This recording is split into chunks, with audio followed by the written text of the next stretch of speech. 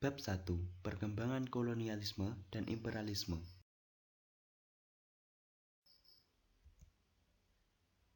A. Latar belakang kedatangan bangsa Eropa ke Indonesia. Ada beberapa hal yang melatar belakangi bangsa Barat datang berlayar ke Indonesia. Di antaranya adalah 1. Perang Salib, 2. Penjelajahan samudra, 3. Kemajuan iptek, 4. Keadaan Indonesia yang menarik, 5. Adanya revolusi industri, dan yang keenam, jatuhnya Konstantinopel ke tangan Kesultanan Turki Utsmani.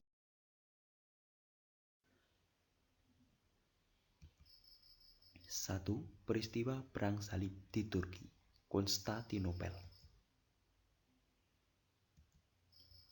Perang antara masyarakat Muslim Kerajaan Turki Seljuk dan Arab melawan masyarakat Nasrani Eropa di Konstantinopel, Turki terjadi dalam rangka merebutkan kota Yerusalem di Palestina. Dampaknya, masyarakat Eropa kekurangan pasukan rempah-rempah.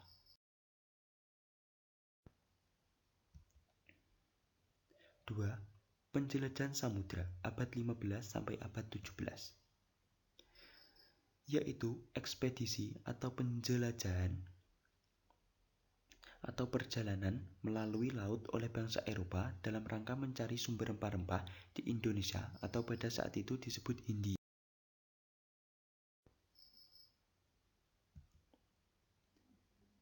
Yang ketiga, kemajuan iptek, ilmu pengetahuan dan teknologi.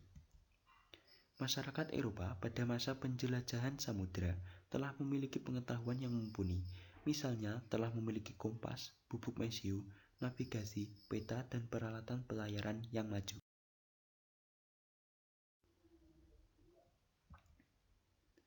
4. Daya tarik Indonesia bagi bangsa-bangsa Eropa.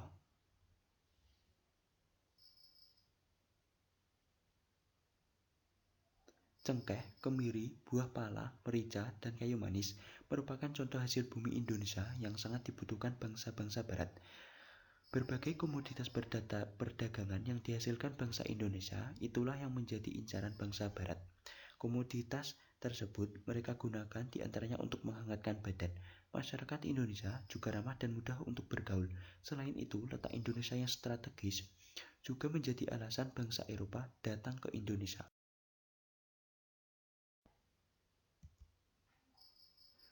Untuk yang 5, revolusi industri.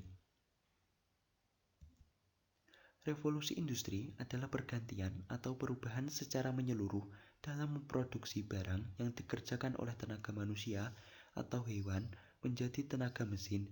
Hal ini menyebabkan bangsa Barat memerlukan bahan baku lebih banyak dan daerah pemasaran yang lebih luas.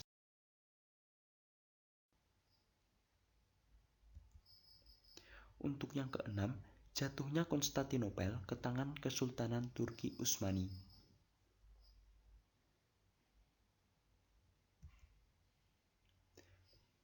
Setelah jatuhnya Konstantinopel ke Kesultanan Turki Utsmani, para pedagang dari Eropa harus mencari jalan lain demi mendapatkan rempah-rempah.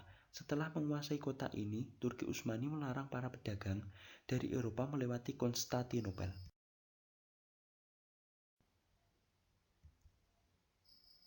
B. Tujuan. Tujuan bangsa Barat datang ke Indonesia disebut dengan 3G: Gold, Glory, Gospel. A. Gold. Keinginan mencari kekayaan dilakukan dengan mencari rempah-rempah dan menguasai daerah penghasil rempah-rempah, serta rempah-rempah pada saat itu disejajarkan atau bahkan lebih mahal dari emas. Gospel menyebarkan agama Nasrani. Penjajah juga memiliki kewajiban untuk menyebarkan agama Nasrani di daerah kekuasaannya, sehingga Alkitab selalu menyertai setiap ekspedisi. Glory, memperoleh kekayaan ditunjukkan dengan kemampuan menaklukkan wilayah lain dan seluas-luasnya.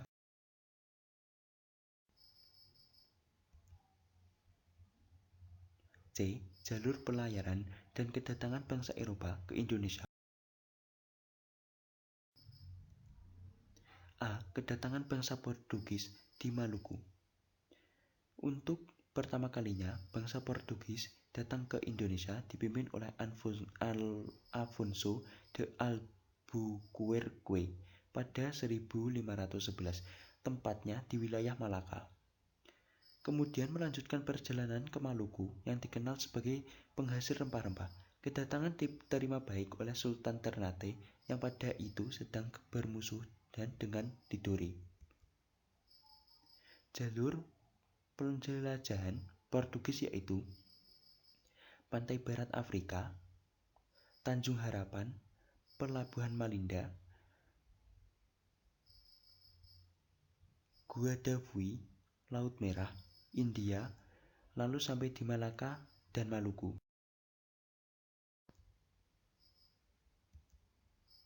B. Bangsa Spanyol. Di bawah pimpinan Magalhães dan Sebastian Delcano, bangsa Spanyol tiba di Maluku pada tahun 1512. Spanyol pertama kali mendarat di Tidore, kemudian singgah di Obi dan Jailolo. Rute penjelajahan samudra bangsa Spanyol. 1. Pelayaran pertama oleh Columbus, Spanyol, Samudra Atlantik, Haiti, Amerika. 2. Pelayaran kedua Magalhães dan Sebastian Delcano, Spanyol, Samudra Atlantik, pantai timur Amerika Selatan, ujung Amerika Selatan, Samudra Pasifik, Guam, Filipina. Di Filipina, Magalhães terbunuh dan perjalanan dipimpin oleh Sebastian Delcano. Maluku, Samudra Hindia, Afrika Selatan, pantai barat Afrika, dan sampai lagi di Spanyol.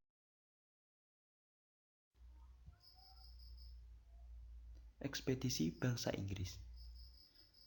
Dengan mengikuti jalur yang dilalui oleh Magalhães pada tahun 1579, Francis Drake berlayar ke Indonesia. Armadanya berhasil membawa rempah-rempah dari Ternate dan kembali ke Inggris melewati Samudra Hindia. Perjalanan berikutnya dilakukan pada tahun 1586 oleh Thomas Cavendish melewati jalur yang sama. Perjalanan kedua, pelaut ini mendorong Ratu Elizabeth I meningkatkan pelayaran internasionalnya. Rute penjelajahan samudra Inggris. Samudra Atlantik, Teluk Sam Julian, ujung Amerika Selatan, Samudra Pasifik, Filipina, dan Maluku. Pada tahun 1591, satu ekspedisi yang terdiri dari 3 buah kapal bertolak dari Plymouth di Inggris dipimpin oleh George Raymond dan James Lancaster. Tujuannya adalah ke India Timur melalui Tanjung Harapan.